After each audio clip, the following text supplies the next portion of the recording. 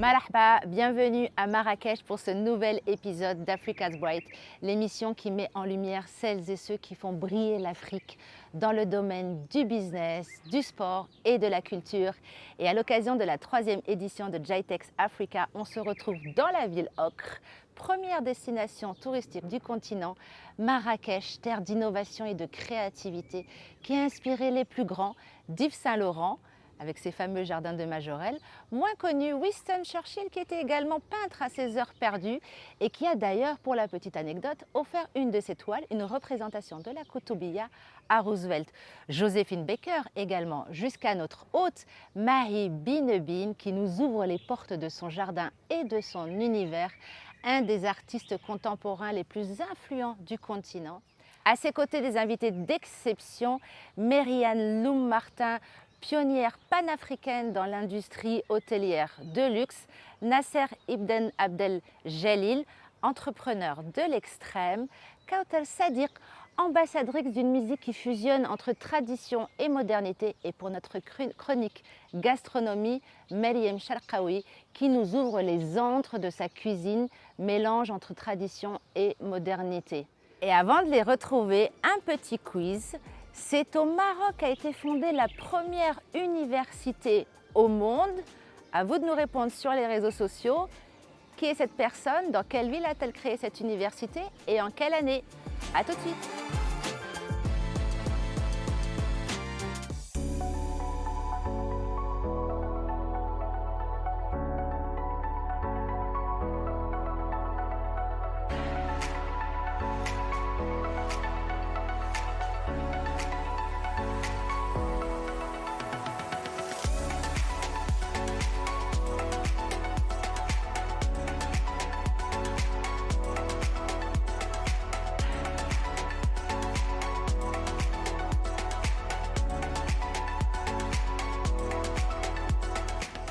We are here with 7 Korean startups. The foundation supports the Korean startups to look for the local partners and to look for the new opportunities here. Because African startup ecosystem is very vibrant, I think, because of the population of the youth, and then they are very active to create new ideas to solve the social problems in their countries. So we are very interested in the startup ecosystem in this country. So I want to connect the Korean technology and the African human resources. I think this can be a new types of the co-innovation between two sides. We have solutions for like kill germs and viruses by using oxygen. So no chemical required to kill germs and viruses. We can using this one for like fruits and veggies and also water treatment. There are so many different applications that we can using it. One thing I really want to like do in here, we wanna introduce the technology, and also we can support the like community and government in African area. That's the reason why I'm here. So basically, we are supporting the one of a community. We constructed. We call the solution is WAFED, Water, Food, Energy Distribution. This facility can support energy, electricity, and also drinking water by our technology. And also what we can make money, we are distributing their fruits and veggies. We process it, we disinfect it, and we pack and ship to the Europe and other countries. So we can get a lot of money. After then, we're gonna like turn back to the like farmers and like communities. It's kind of like win-win business model. That's the reason why we introducing this one, and we support the communities and people in Africa. So we really want to making business model, not only just giving the technology. No, we have a sustainable business model with the deep tech technology to supporting the communities and help the African countries. Et c'est avec Mary-Anne Loum-Martin que nous ouvrons les festivités. Mary-Anne, bonjour, merci d'être avec nous. Vous êtes la hôtelière et fondatrice du Jnan Tamsna et vous militez pour une représentation de l'Afrique dans l'industrie du luxe, de l'hôtellerie du luxe plus précisément. Racontez-nous ça, mais d'abord, comment l'aventure a démarré, puisqu'à l'origine, vous venez d'un tout autre monde de domaine, le droit international. Oui, j'étais avocate à Paris. Oui, j'étais avocate à Paris, mais depuis que je suis enfant, je suis passionnée d'architecture. Je suis passionnée d'architecture parce que j'ai une culture plurielle et en plus j'ai toujours beaucoup voyagé et ce qui me passionnait c'était l'architecture comme reflet d'une culture. Et j'ai eu la possibilité de faire un premier projet au Maroc dans les années 86. J'ai fait une maison, ça devait être une maison de famille, une maison de vacances. J'étais une architecte frustrée et mes parents voulaient avoir une maison à 3 heures de vol de Paris. Et mes parents voulaient avoir une maison à 3 heures de vol de Paris. Et j'ai dit, et j'ai fait une première maison. Et j'ai réalisé que pourquoi ne pas en faire un business? Et c'est comme ça en fait que j'ai mis un pied dans le domaine. C'était pas de l'hôtellerie, mais c'était, en fait j'en ai fait plusieurs. C'était une façon d'être en connexion avec la formidable culture du Maroc à travers des vacances très haut de gamme. Et c'est comme ça que ça a commencé. Et j'ai eu une presse absolument hallucinante à laquelle je ne m'attendais pas du tout. Mon premier client a été Brad Pitt et il a dit à tout Hollywood, c'est seulement comme ça qu'on peut aller au Maroc. Et ça ne désemplissait pas, jamais. Ma mère me téléphonait excédée en me disant quand est-ce que je peux aller en vacances chez moi. Et je lui disais peut-être dans 7 mois, il y a 3 nuits de libre, mais ne rate pas ton vol, je ne peux rien faire pour toi. Et voilà, c'est comme ça. Alors j'étais avocate à Paris, j'avais formé le personnel à un produit très très spécifique. Et puis c'est comme ça que les choses se sont passées, mais je n'avais pas du tout l'ambition d'aller plus loin. Et puis il y a eu des grèves en France qui s'appelaient les grèves Juppé en 95. Et à ce moment-là, je me suis dit, mais qu'est-ce que je fais ici? Puisque de toute façon, ça n'arrêtera jamais. Et un jour, après avoir marché 2 heures dans un Paris vraiment glacial, mon mari et moi, on s'est dit, mais on part. Et où partir? Et bien, l'été d'après, on est venu s'installer au Maroc en 96, à l'essai, et on n'est jamais reparti. Et en 2000, j'ai acheté le terrain où je suis à Jnan Tamsna et j'ai eu l'idée de faire un boutique hôtel qui soit très très connecté à tout ce qui est culture, mais non seulement culture du pays, mais aussi on cultive absolument tout ce qu'on mange. Donc c'est la culture dans tous les sens, voilà. Et je trouve que le continent africain vibre de créativité et à l'échelle d'un boutique hôtel, on peut faire ce qu'on veut pour être connecté à la culture du pays. On ne peut pas le faire quand on a un hôtel de 200 chambres qui est parfait pour recevoir des grandes conférences, mais quand on peut contrôler absolument l'esthétique de ce qu'on fait, à ce moment-là, on peut être très proche de la culture du pays et c'est pour ça qu'on a une clientèle exceptionnelle et extrêmement fidèle. Voilà. Alors, je suis ravie d'apprendre que finalement, j'ai une responsabilité dans cette histoire. Puisque le déclic, ça a été les grèves de 95, et ben j'en ai fait partie. C'était mes premières manifestations lycéennes à Paris, donc de rien. Voilà. Alors, oui, c'est intéressant et vous l'expliquez bien. Vous avez un positionnement assez particulier dans cette industrie de l'hôtellerie du luxe en Afrique, qui existe aujourd'hui et qui se confirme. Et vous nous expliquez que vous insistez beaucoup sur la narration africaine, l'importance finalement de raconter notre histoire, nos histoires, également à travers nos lieux, nos espaces. Mais en fait, vous savez, le voyageur d'aujourd'hui, très cultivé, qui a les moyens de faire ce qu'il veut, il est à la recherche d'une expérience. Il n'est pas à la recherche d'un luxe matériel. Le vrai luxe, c'est un luxe qui se passe au niveau de l'expérience. Et l'expérience est forcément liée au lieu. Et c'est pour ça qu'en effet, on crée beaucoup d'événements autour de la littérature.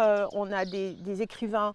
On a un partenariat avec l'ancienne directrice de la maison d'édition Bloomsbury à Londres. 4 fois par an, ils organisent des retraites autour d'écrivains connus. On a eu le prix Nobel de littérature, on a eu des Booker Prize, etc. Et les gens, ils adorent mêler une expérience hôtelière exclusive et très sympathique avec une connexion avec soit des musiciens, en ce moment on a une artiste spécialiste d'origami, elle fait des sculptures en papier extraordinaires, elle fait des ateliers pour nos artistes aussi, pour nos invités. Et voilà, moi je pense que le véritable intérêt de voyager, c'est de retourner après dans son pays riche d'une expérience. C'est pas parce que sinon, moi je préfère regarder un documentaire sur quelque chose s'il n'y a pas l'expérience, si vous voulez. Et c'est un truc qui est très dommage en Afrique, c'est que par convenance coloniale, dirons-nous, l'Afrique a été, l'intérêt culturel de l'Afrique a été effacé du territoire pendant très longtemps. Et c'est vraiment quelque chose que l'on peut encore voir. Les gens pensent très souvent que la destination, c'est les safaris ou les plages. Mais on efface l'intérêt de la culture urbaine, on efface l'intérêt de la culture contemporaine. Moi, si je vais, je ne sais pas moi, au Kenya par exemple, je trouve que c'est aussi important de découvrir l'énergie créative entre la musique, entre la peinture, etc. à Nairobi. Et puis bon, 2 jours au bord de la plage, ça me suffit. Et puis je peux regarder des lions sur un documentaire. Mais le problème, je pense, en Afrique, au point de vue tourisme, c'est que pendant trop longtemps, on a effacé l'intérêt de la culture des pays africains. Et peut-être que autour de moi, on sera d'accord avec ça. Et je pense que c'est ça qui a empêché aussi beaucoup le tourisme de se développer. C'est que finalement, si vous allez dans les pays, en Afrique du Sud par exemple, ou au Kenya, ben, tous les lodges appartiennent à des blancs kenyans ou à des blancs sud-africains. C'est rarissime. Alors il y en a 1 ou 2 qui appartiennent à des gens du pays, mais c'est rarissime. Et ces gens qui sont propriétaires de lodges, eh bien évidemment, ce n'est pas leur culture. Donc ils ne vont pas parler de l'art contemporain au Kenya parce que ce n'est pas quelque chose qui les intéresse. Alors justement, ça c'est aussi parce que nos entrepreneurs, nos investisseurs n'ont pas forcément l'envie, comme vous, d'investir dans effectivement non seulement un établissement hôtelier, mais un établissement hôtelier qui soit en harmonie et qui fasse la promotion aussi des codes culturels locaux. En fait, je pense que les investisseurs hôteliers en Afrique sont des personnes qui ont plutôt une mentalité de financier. Donc, le côté culture, ils s'en moquent. Et ils ne voient pas, au contraire, ce que cela peut apporter comme impact social, le nombre d'emplois que ça peut apporter en développant des connaissances acquises et en développant l'acquisition de nouvelles connaissances. Moi, ce qui me passionne, par exemple, c'est de pouvoir travailler avec des artisans, particulièrement avec des artisans femmes, qui savent, par exemple, dans ce pays ici, elles savent très bien broder. Mais elles ne vont pas forcément savoir broder avec les codes qui vont plaire à une clientèle occidentale. Et je vais vous donner un petit exemple. Il y a quelques années, j'avais été assistée à une foire organisée par le Peace Corps. Vous savez, c'est un truc américain où des jeunes américains, pas forcément jeunes, sont envoyés en pleine campagne pour aider les gens à développer des business. Alors, les étudiants du Peace Corps, ils sont formidables, mais ils n'ont aucun sens de l'esthétique. En général, ils sortent de sciences politiques ou de développement international et des choses comme ça. Et à cette petite foire, j'ai vu des femmes qui avaient fait des broderies. Le talent était là, mais les couleurs étaient épouvantables, mais invendables. Et justement, c'est très intéressant et c'est important, hein, ce point. Le tourisme, c'est un secteur stratégique en Afrique, notamment comme l'agriculture, parce que c'est non seulement un secteur qui crée de la croissance, donc des points de croissance, mais c'est surtout un fort pourvoyeur d'emplois, notamment pour les femmes et les jeunes. On change de décor, mais on va rester dans cette intensité-là et puis on va prendre de l'altitude.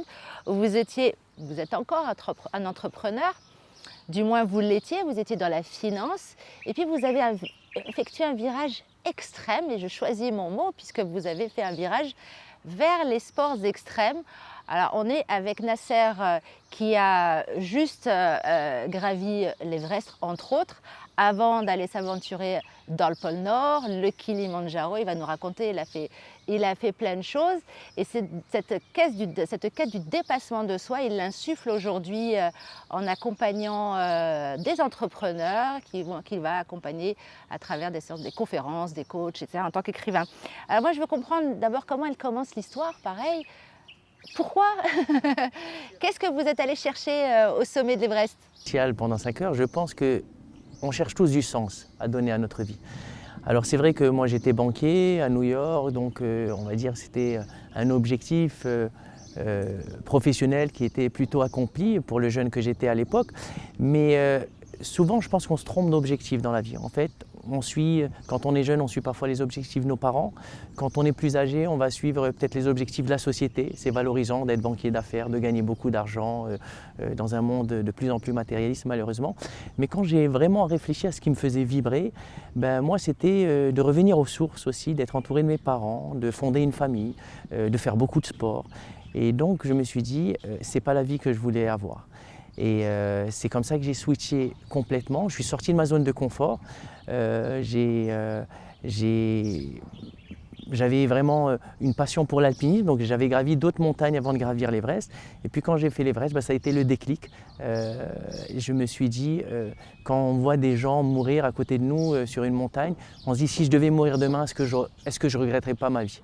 Et parce que souvent quand on a comme ça, on a des décisions à prendre dans notre vie, on les décale. Parfois on ne dit pas maintenant, je ne peux pas, j'ai des prérogatives, j'ai des enfants. Mais finalement on continue à les décaler d'année en année, on se retrouve à 60 ans, 70 ans en se disant c'est pas la vie que je voulais mener. Et moi je ne voulais pas avoir ce regret. Et donc j'ai tout arrêté en commençant à organiser des treks au Maroc, à l'étranger. Donc j'ai fait une dizaine de fois le Kilimandjaro. Donc vous parliez du tourisme africain. Le Maroc est encore une fois une super plateforme pour aller en Afrique parce qu'avec la compagnie nationale qu'on a qui dessert beaucoup de pays africains, donc on peut aller en 5 heures, on est au Cap-Vert, on peut aller dans plusieurs pays africains magnifiques d'ailleurs pour faire de la randonnée ou du trek. Et du coup, je pense aussi quand on fait les choses avec passion, et je pense aussi, c'est pour ça que Mériane a réussi dans ce qu'elle fait, c'est qu'elle aime ce qu'elle fait. Et ça se voit, ça se transmet.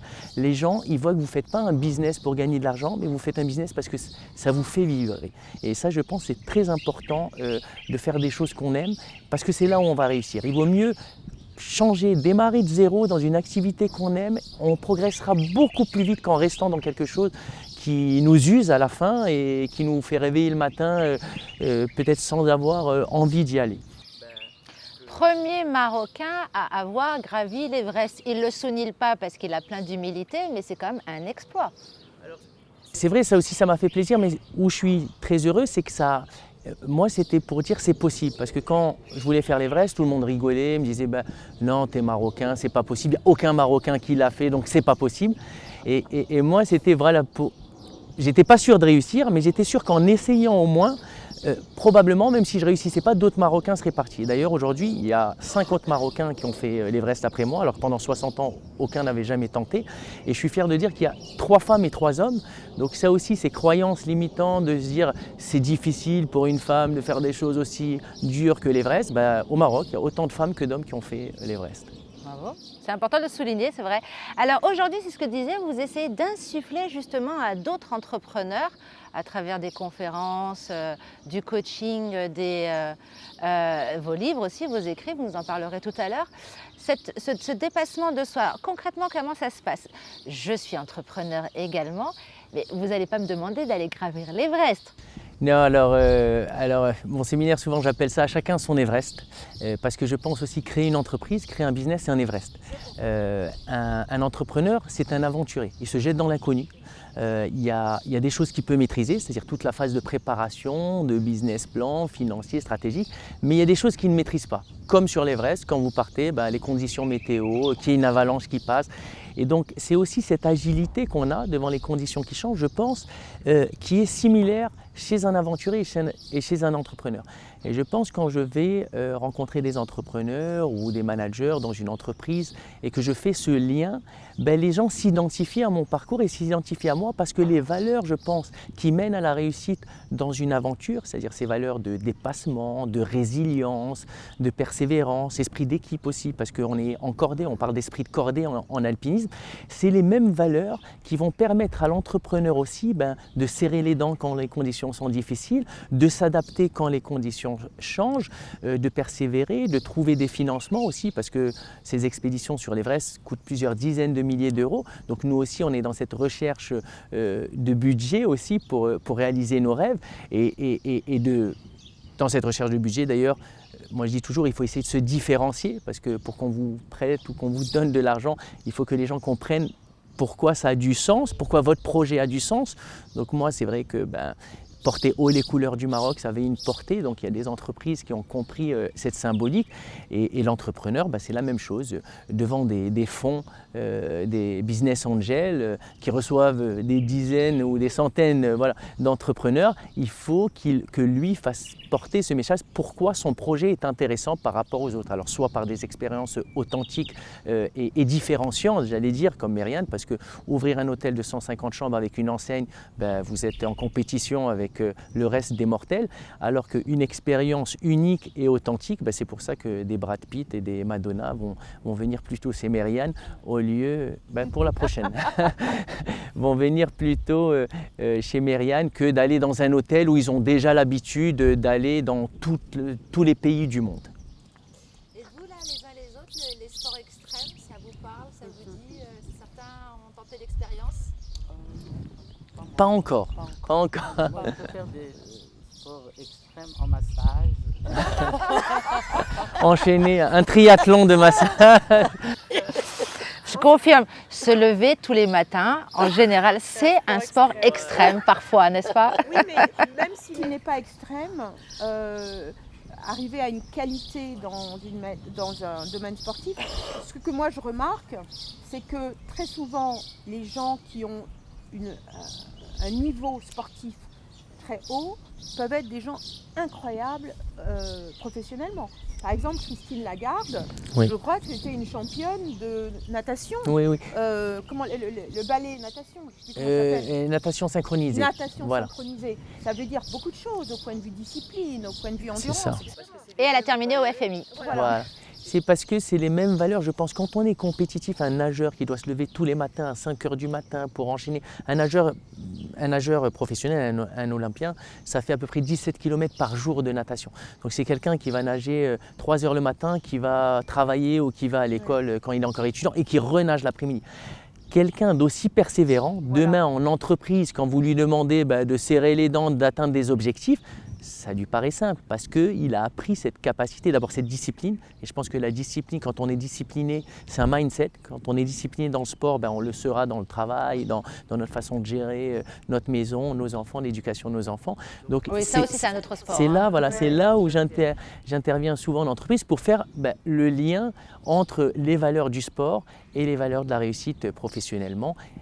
Et en Afrique, je pense que c'est quelque chose qui devrait de plus en plus être développé, ces soft skills. Malheureusement, qu'on a hérité un petit peu de la culture francophone où c'est plus, il faut être fort en maths, alors que les Américains, les Anglo-Saxons généralement sont beaucoup plus sur ces soft skills, beaucoup moins axés sur la culture générale. Moi, je me rappelle quand j'avais commencé en banque d'affaires à Londres, je discutais avec un Américain et on parlait de la Finlande. Je lui parlais d'Helsinki. Et il ne savait pas où était Helsinki. Moi, à 21 ans, être en banque d'affaires et ne pas savoir qu'Helsinki est la capitale de la Finlande, c'était quelque chose d'incroyable. Mais comme il me l'a dit, le jour où j'aurai besoin de faire du business en Finlande, je connaîtrai la Finlande. Donc c'est aussi ça où peut-être j'aimerais bien que l'Afrique développe un petit peu ses soft skills parce que c'est ça qui fait aussi que, c'est ça qui peut-être qui manque aux entrepreneurs africains, comme vous dites, par rapport aux entrepreneurs occidentaux qui, eux, sont pas plus calés en maths ou dans les matières scientifiques, mais ont plus des soft skills et ces valeurs qui mènent à l'entrepreneuriat et à la réussite entrepreneuriale. Il est inspirant, ne le manquez pas, il arrive là, il va faire une tournée en Afrique, on en parlera tout à l'heure, il ne faut pas le manquer. Mais là, on va redescendre un peu et on va aller vers d'autres émotions plus artistiques. On va voyager aussi avec Mahi. Encore une fois, Mahi, merci de nous accueillir. On a un décor magnifique grâce à vous. Je le disais en introduction, c'est un des artistes contemporains les plus influents aujourd'hui du continent, multifacette également. Ses œuvres puissantes, parfois sombres, ont tendance à décrire la société marocaine, la société africaine plus largement. Et il y a toujours en toile de fond Marrakech. Marrakech, c'est votre muse. Marrakech est un personnage qu'on retrouve dans tous mes romans, parce que Marrakech, quand on voit le monde ici à Marrakech, quand on est ici, on n'a pas de mérite d'être artiste, parce que la ville est toute rouge. Les jardins majorels sont bleus, les jardins sont verts. Voilà, donc Marrakech, c'est une ville de couleurs. Et c'est une ville aussi de légende. Moi, j'ai grandi au fin fond de la Médina et j'ai passé tous les matins par la place Jemaa el-Fnach. Je m'arrêtais à la ronde du compteur et j'arrivais en retard à l'école. Et à Marrakech, le compteur, il ne te dit pas la ville est rouge parce qu'il y a des peintres en bâtiment qui ont du talent, ils ont trouvé la bonne couleur. Non, il dit que le jour où on a planté la Koutoubia au cœur de la ville a tellement saigné qu'elle a répondu. Voilà, c'est comme ça qu'on pense à Marrakech. On ne pense pas à... C'est une ville de rêves, de contes. Et moi, il me suffit de m'asseoir dans un café pour qu'on vienne m'offrir un roman, le sujet d'un roman. Mais vraiment, hein, c'est une ville inspirante. C'est une ville qui m'habite plus que... Je l'habite parce que je suis parti très longtemps. Je me suis installé en France pendant 17 ans, puis à New York pendant 5-6 ans. Et bien, je suis revenu. Je suis revenu chez moi à la maison et c'était un peu pour recoller un peu les morceaux parce que... Et je suis très heureux d'être à Marrakech. Et on est d'autant plus heureux que vous soyez revenu, mais c'est intéressant parce que justement vous avez été puiser d'autres inspirations. Mais ceci dit, vous avez failli peut-être rater votre vocation parce qu'à l'origine vous aussi, vous étiez dans un tout autre domaine, les mathématiques. Alors, ma mère, secrétaire, 7 enfants, avec payé au lance-pierre, c'est-à-dire avec rien. On n'avait pas grand-chose à manger. On vivait au fin fond de la Médina. Mon père est parti. Et elle s'est retrouvée à 40 ans avec 7 enfants. Et à 40 ans, elle n'avait pas le baccalauréat. Elle a fait 2 années de capacité en droit. Elle a eu l'équivalence. Elle a été à l'université. Et de secrétaire, elle est devenue chef de service dans son petit ministère. Et alors, ma mère, si je lui disais je veux chanter ou je veux danser, elle te donnait 2 claques, elle te dit va à l'école. Non, il n'y a pas. Et ce que disait Myriam tout à l'heure, encore aujourd'hui dans ce pays, on pense que la culture n'est pas importante. La culture en France fait mieux rapporte plus que l'automobile. Des villes qui étaient moribondes comme comment ça s'appelle, Bilbao, et on met un musée et ça devient et ça renaît. La culture est fondamentale. Donc j'avais pas d'autre choix que de faire des études. Donc elle m'a envoyé à l'internat pour m'enfermer, pour m'éloigner de mes amis musiciens parce que quand j'étais petit, je voulais devenir chanteur de charme. C'est joli. Mais oui. Et du coup... C'est pas trop tard. À mon âge, ça devient un peu compliqué. Puis de Rabat, de 3 années d'internat, qui était comme une prison, je me suis dit, pour échapper à cette prison, c'est de bien travailler. Et j'ai bien travaillé. Et je me suis retrouvé à Paris, j'ai fait des études de maths. Et puis je suis devenu prof de maths à Paris pendant 8 ans. Mais en fait, j'avais pas envie d'être prof de maths. D'ailleurs, mes 3 filles, elles détestent le fait que je sois prof de maths parce que je les ai suivies. Et puis voilà, et une fois que j'étais à Paris, j'enseignais pendant 15 heures par semaine, enfin 15 heures par semaine. Et donc là, il y a eu des rencontres. J'ai rencontré des écrivains, des peintres. Et je me suis dit, finalement, c'est ça que je veux. Ça a réveillé en vous votre fibre artistique. C'est ça, et puis il y a un ami écrivain, un espagnol, qui s'appelle Gomez Arcos, et il a compris qu'il y avait un artiste là-dedans. Et il m'a dit, je lisais beaucoup, hein. Ça, avec ma mère, on ne pouvait pas faire autrement. Depuis 6 ans, tout le monde lisait. Et donc, à l'époque, on s'écrivait des lettres avec mon ami Agustine. Et un jour, il m'a dit, tu as une jolie plume, tu devrais écrire. Et j'ai dit, mais écrire quoi? Il m'a dit, je sais pas, fouille dans l'histoire de ta famille, tu vas trouver des fils qui dépassent. Et tire sur un fil et fais une pelote. C'est ça un roman, raconte.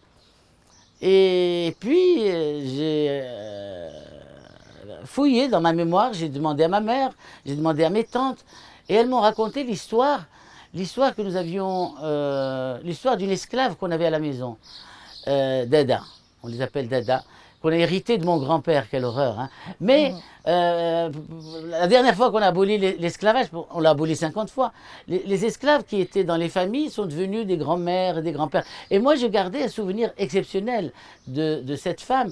Je dormais vraiment à l'intérieur de sa gondora contre ses seins, et j'ai encore son odeur.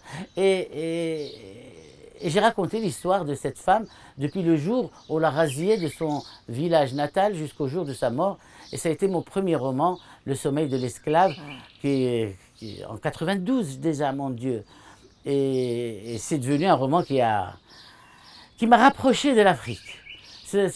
Depuis, j'ai fait des masques africains en tant qu'artiste. L'Afrique, j'ai voulu me la réapproprier parce qu'on nous l'a enlevée. La colonisation nous a fait regarder vers le nord. Et on n'a pas arrêté de regarder vers... On n'a pas arrêté d'avoir une fascination pour le nord.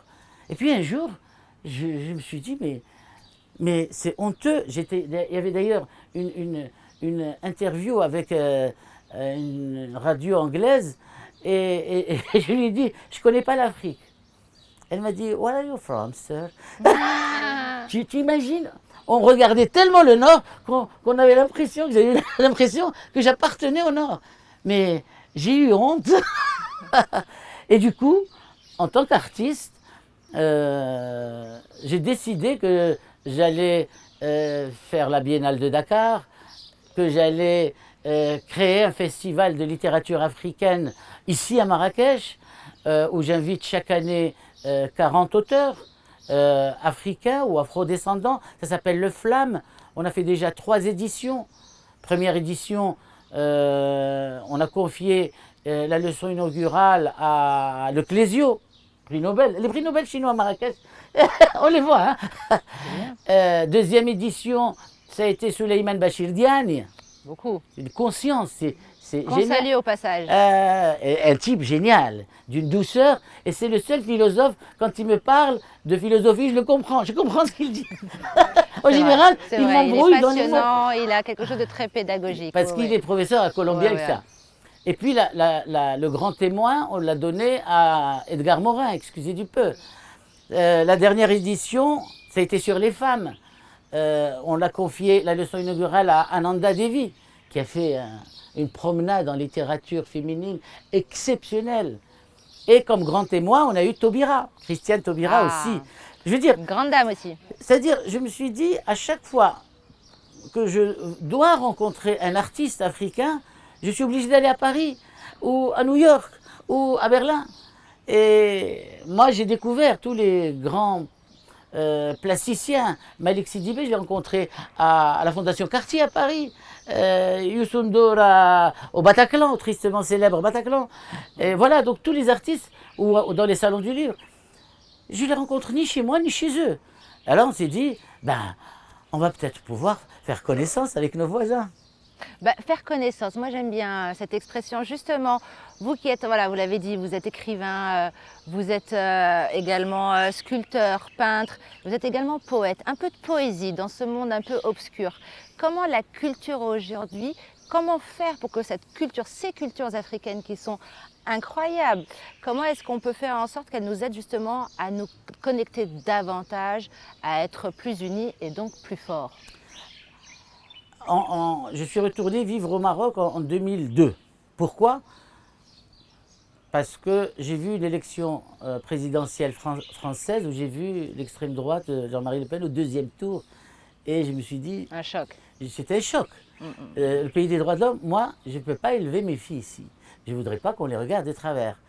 Et donc, j'ai décidé de rentrer sur un coup de tête. Ça a pris 15 jours. Ma femme a failli me tuer. Mais j'ai dit, je ne veux pas vivre dans un endroit où je ne suis pas dit. Il y a un copain qui m'a dit un jour, l'extrême droite était à 25%. Il m'a dit, tu vois, tu prends le métro, il y a 100 personnes dans une rame, eh ben, il y en a 25 qui t'aiment pas. Et donc, et moi, je me Au suis moins. dit, je vais rentrer chez moi. Il y avait au Maroc, il y avait Mohamed VI qui venait d'arriver. Il donnait des signes d'ouverture, qui n'étaient pas le cas avant. C'était très compliqué avant. C'était les années de plomb. Et donc, c'était jouable. Retourner vivre au Maroc, les journaux commençaient à éclore. Le journal hebdomadaire, tel quel, machin. D'ailleurs, il y avait une liberté de la presse qui commençait. On a laissé les opposants rentrer. Abraham Serfati, tous les gens qui étaient exilés dehors sont rentrés chez eux. Il y a eu cette chose exceptionnelle au Maroc, c'est l'instance équité et réconciliation. On a invité les gens à la télévision à une heure de grande écoute et dire qu'est-ce qu'on vous a fait. Moi, on m'a violé, moi, on m'a fait ci, moi, on m'a tabassé. C'est-à-dire, c'était une espèce de On a libéré la catharsis. parole. Les Pour les gens, femmes aussi, hein, excusez-moi de la parenthèse. moi, je hein. parle avec un grand H, les hommes et les femmes, bien sûr. Non, non, je veux dire pour l'obtention d'un certain nombre de droits pour les femmes, avec l'abolition justement du code de la famille. Mais bien sûr, ça a c'est-à-dire, il y a énormément de eu choses pour des les femmes. choses qui s'avançaient. C'est pas gagné d'avance. De temps en temps, on emprisonne un journaliste, de temps en temps, il y a des vieux réflexes. Mais disons que globalement, ça va dans le bon sens.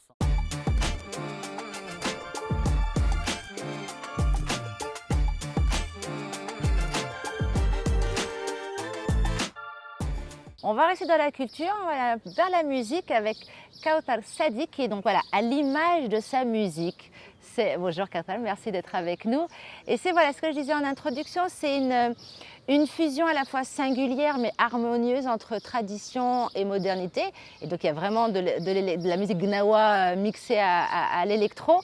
On va en parler tout à l'heure, mais voilà, moi j'aime bien savoir un petit peu comment tout ça commence, le début de l'histoire. La musique, c'est arrivé quand chez vous? Vous êtes, comme on dit, tombée dedans petite? Tout d'abord, merci de m'avoir invitée. Alors la musique, moi aussi j'étais hôtesse de l'air et ça m'est arrivé comme ça, en plein vol. J'ai décidé d'arrêter parce que je me sentais pas à ma place. J'ai appelé ma mère, je lui ai dit je change de métier, j'arrête. Elle m'a détestée aussi, elle voulait me tuer. Mais la musique, c'était une influence de mon père, Allah yarhamou. C'était mon père. Et le changement, le déclic vers la musique électronique, c'est arrivé juste avant Covid. Juste avant Covid. Je chantais, je m'apprêtais à préparer un album en tant que chanteuse, mais je sentais tout le temps qu'il y avait un truc qui me manquait. Je me disais, je suis incomplète, il y a un truc qui manque. Oui, je sais jouer des instruments, oui, je chante bien, oui, j'ai gagné mais il y a un truc qui manque. Et c'est quand j'ai décidé à apprendre à mixer, c'est là où je me sentais un peu complète. Et d'accord, j'ai besoin d'avoir cet espace-là où c'est moi qui a le contrôle. C'est moi qui contrôle tout. Je chante, je contrôle cette fusion, comme vous avez dit, entre la musique électronique, où il y a des sonorités un peu futuristes, pas réellement, ou plutôt forcément habitués à ce genre de musicalité.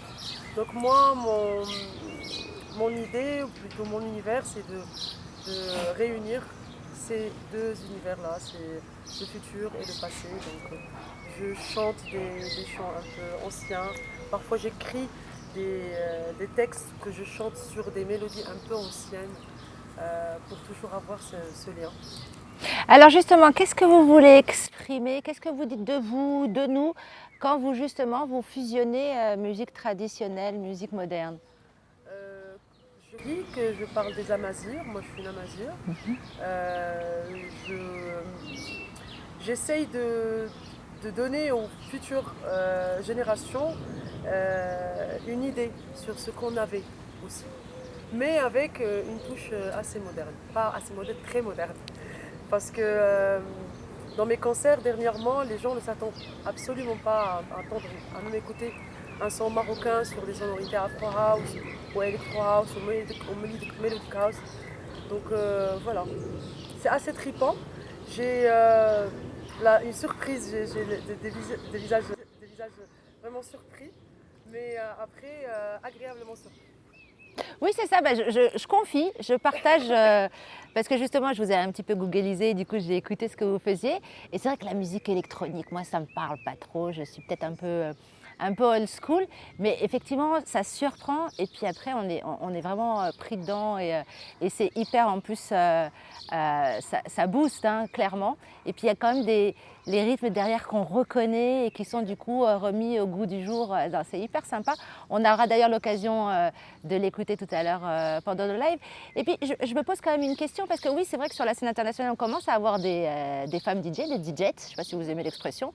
Est-ce qu'aujourd'hui, au Maroc, il y a une place pour les femmes dans la musique en général, dans la musique électronique notamment?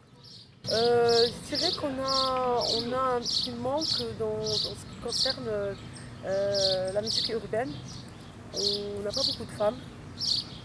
En ce qui concerne la musique électronique, on a un vrai manque. Vraiment, comme j'ai dit avant, la culture de musique électronique, elle n'est pas encore ancrée chez les Marocains. Surtout chez les Marocains. Si on parle par exemple d'Afrique, si on va au Kenya, par exemple, la musique électronique, l'Afro House, c'est un style qui est répandu, on l'écoute même à la télé, en Sud-Afrique aussi. Mais si on parle de femmes dans tout ça, on a un vrai manque, mais il y a des collectifs là qui commencent à faire des formations, des ateliers pour des filles. Et je vois qu'il y a beaucoup de filles de plus en plus qui essayent d'apprendre à mixer et de découvrir ce style musical, donc ça fait plaisir.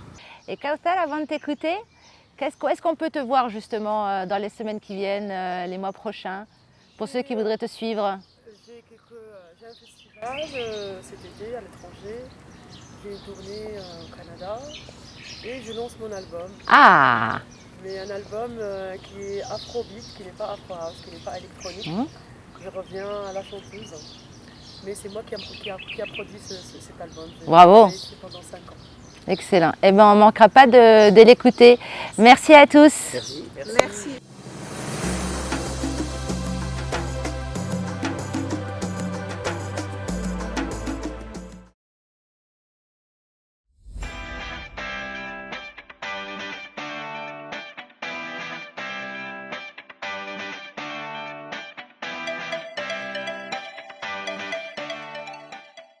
Je suis Sébastien Lucin, président fondateur de la société MightyTech, qui développe des solutions numériques d'optimisation des systèmes de production agricoles. Donc on développe des solutions hardware et software au bénéfice des agriculteurs afin de limiter la pénibilité de leur travail et d'optimiser leur production. Alors j'ai créé la société en 2017 et dès 2019, on a eu l'opportunité de travailler avec le Togo et le ministère de l'Agriculture du Togo sur tout ce qui est station météo et analyse des causes du changement climatique. Et ensuite, par opportunité, on a pu avoir des contacts au Bénin et aller travailler au Bénin. Et comme ça, toutes les technologies en fait, qu'on a développées en Guadeloupe, en milieu tropical, avec certains types de cultures et certaines difficultés, se sont retrouvées ultra compatibles avec l'écosystème et le contexte africain, et notamment Togo et Bénin. Donc on a commencé en effet à travailler sur ces coins-là, avec des recrutements d'équipes, de la formation et de l'installation de matériel sur des exploitations. Et en fait, notre priorité, c'est d'arriver et d'impacter les agriculteurs directement sur leur quotidien. En fait, l'agriculture est un métier très pénible, dans une grosse crise des vocations d'ailleurs. La population vieillissante, les jeunes ne veulent pas travailler ce métier-là. Et nous, un de nos objectifs, c'est de faire en sorte de le rendre moins pénible et beaucoup plus accessible, et de faire en sorte que ce métier soit mieux rémunéré. Donc que l'agriculteur gagne plus d'argent et avoir un meilleur contrôle en fait sur ses coûts de production et ses revenus. On partage la culture, quand on regarde bien, on a les mêmes fruits et légumes quasiment, on a les mêmes types de cultures, de terrains. On travaille sur des fermes à taille humaine, 3 à 5 hectares, en polyculture, en polyélevage, voilà. On a beaucoup de points communs ce qui permet en fait que tout ce qu'on fabrique dans le contexte guadeloupéen est tout à fait compatible avec le contexte africain. Donc on a une capacité de scalabilité énorme là-dessus. Donc c'est ce sur quoi on travaille, on profite et ça se concrétise pour nous par la création de Myditech Africa Group cette année pour piloter l'ensemble de nos activités en Afrique parce qu'on fait le Togo et le Bénin, mais on commence sur la Côte d'Ivoire, le Sénégal, on a des contacts en Mauritanie, voilà. Donc on avance à vitesse grand V sur le continent.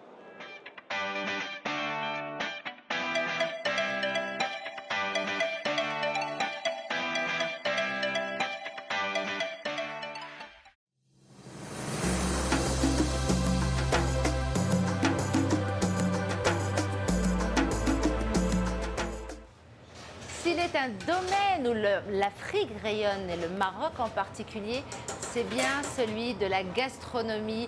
Et on a été gentiment reçus par la chef Meriem ici. Nous sommes dans son antre, dans sa cucina, dans sa cuisine.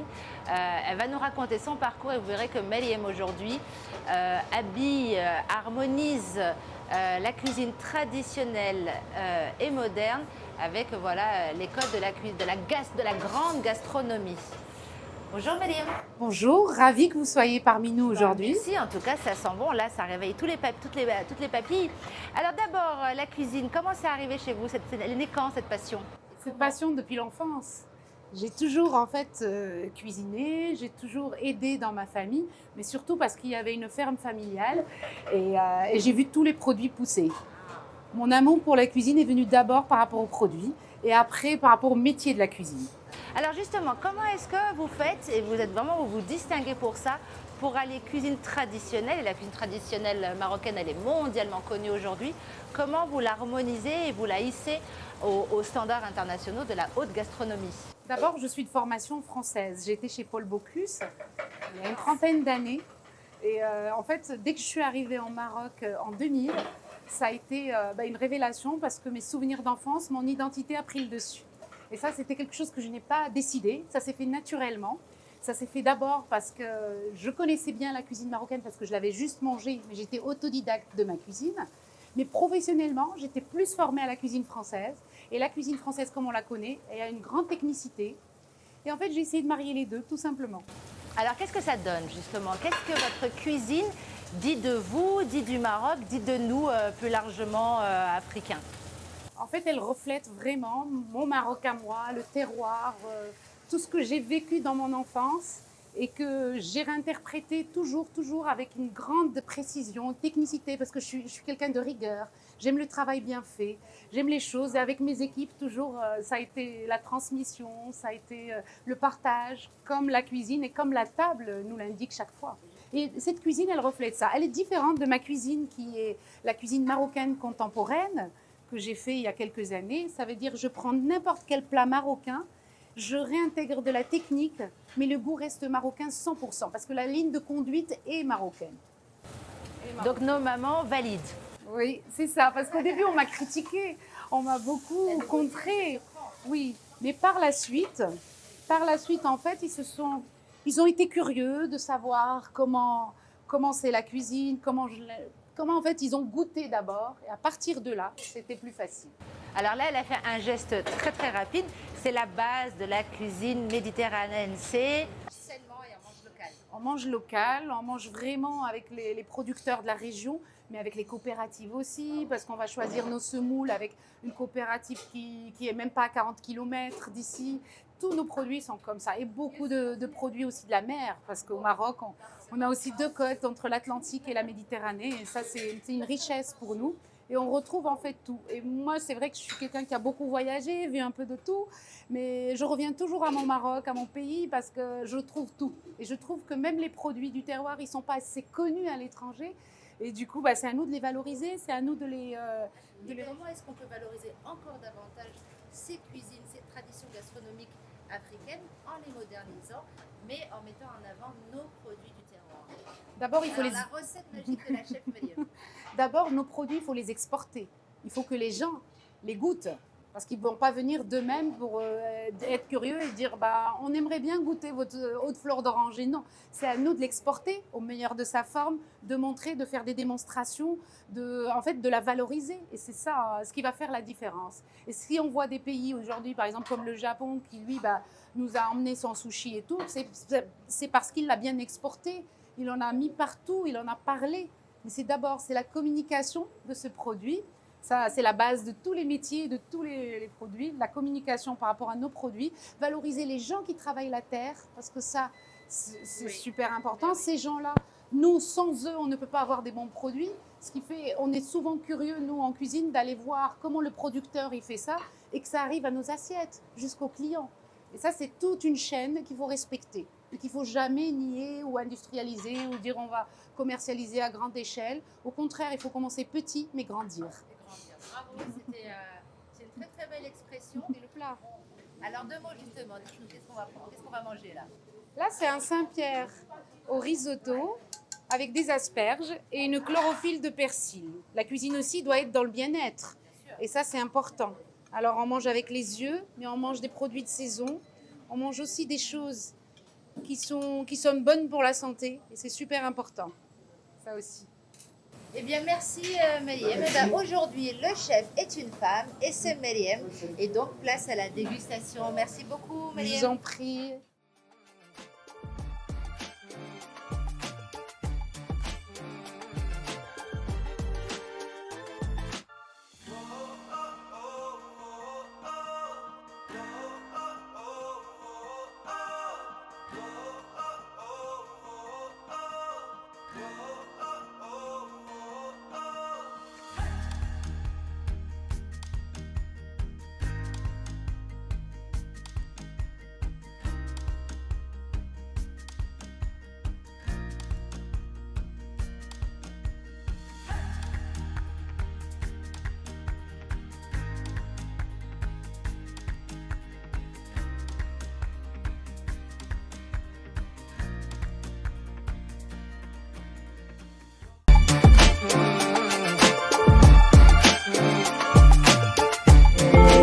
C'est déjà fini, on s'est régalé tous les sens. Ce nouvel épisode d'Africa's Bright a une fois de plus révélé l'Afrique dans sa diversité, dans sa créativité, dans toute sa richesse. Le Maroc en particulier qui confirme cette harmonieuse jonction qu'il fait à tous les niveaux entre tradition et modernité, mais en restant enraciné dans ces valeurs qui font le charme du Maroc. Merci à tous nos invités, en particulier à notre hôte Marie Binebine, encore une fois, qui nous a accueillis dans un décor à la fois magnifique et inspirant et au chant des oiseaux. Et merci à vous qui nous suivez et continuez de nous suivre. On se retrouve dans un mois pour la prochaine émission et en attendant, continuez de faire briller l'Afrique.